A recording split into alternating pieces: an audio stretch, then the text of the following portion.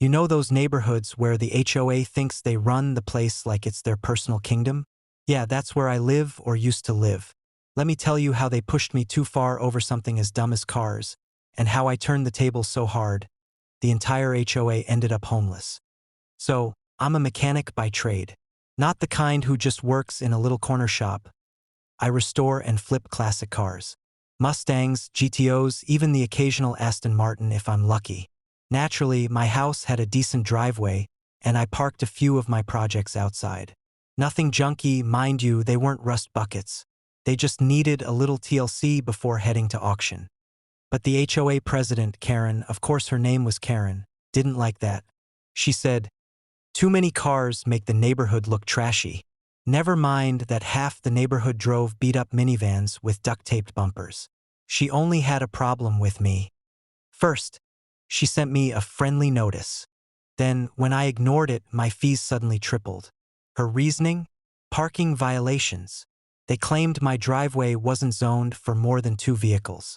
That's insane. It's my property, my driveway, and the cars were legally registered.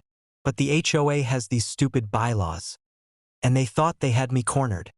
What Karen didn't know is that I'm not just a grease monkey. I've done well for myself. I own a few auto shops around the state, and flipping cars has made me more than comfortable. When they slapped me with fines and raised my fees, I decided, fine. If they want a war, they're gonna get one. The first thing I did was hire a lawyer to comb through the HOA's books. Turns out they weren't exactly following the law themselves. Funds were misplaced, board members reimbursed themselves for expenses, and there were several violations of state HOA statutes. My lawyer told me, if you really wanted, you could sue them and win. But I didn't just want to win. I wanted to crush them. So, I started quietly buying up property. See, some of the homes in the neighborhood were rentals, some were foreclosures, and a few were on the market. I made offers through shell companies, never in my name. Within 6 months, I owned 40% of the neighborhood. That gave me enough leverage to call a special HOA meeting. Karen nearly fainted when she saw me walk in with voting rights for nearly half the neighborhood. She tried to shut me down, saying I didn't qualify, but the law was on my side. We voted to dissolve the existing board and re-elect officers. Guess who became the new HOA president? That's right, me. And the first order of business?